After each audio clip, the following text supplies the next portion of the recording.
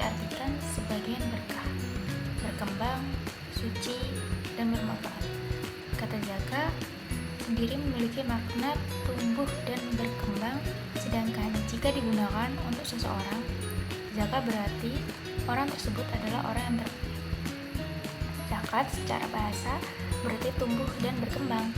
Secara istilah, zakat adalah kewajiban mengeluarkan sebagai harta pada waktu tertentu, seperti 1 tahun atau saat panen, dengan persentase tertentu, seperti 2,5%, 5%, 10%, atau 20%, dan diberikan kepada orang-orang yang berhak menerimanya, seperti fakir, miskin, amil, pengelola zakat, mualaf, orang berutang, penjual di jalan Allah, serta musafir yang kehabisan bekal. Kemudian ada hukum zakat. Hukum zakat adalah salah satu rukun Islam dan menjadi salah satu unsur pokok bagi tegaknya syariat Islam. Oleh karena itu, hukum zakat termasuk wajib atau fardu untuk setiap muslim yang telah memenuhi syarat-syarat tertentu. Kemudian ada syarat wajib zakat.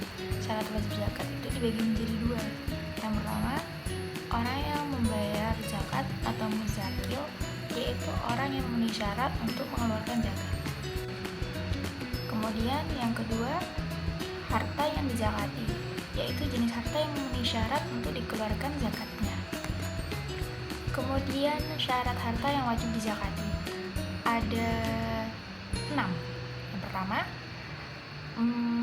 milik sepenuhnya. Harta harus benar-benar milik sendiri, bukan milik orang lain. Yang kedua, mencapai nisab. Jumlah harta sudah mencapai batas minimal yang wajib dizakati. Kemudian yang ketiga, sudah dimiliki selama 1 tahun atau haul.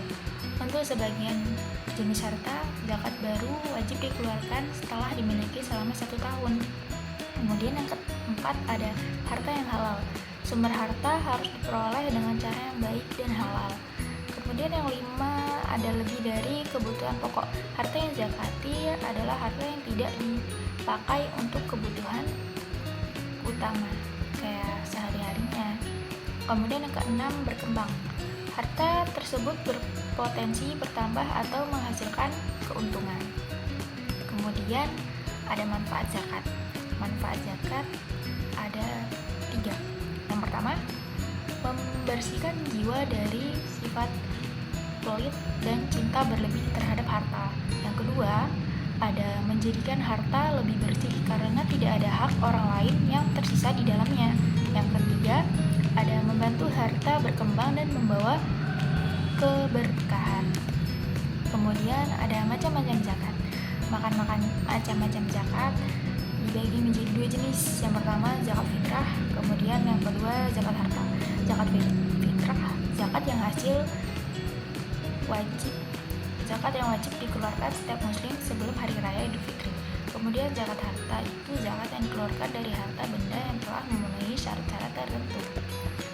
Zakat fitrah adalah zakat yang wajib dikeluarkan oleh setiap muslim sebagai pencucian diri sebelum hari raya Idul Fitri.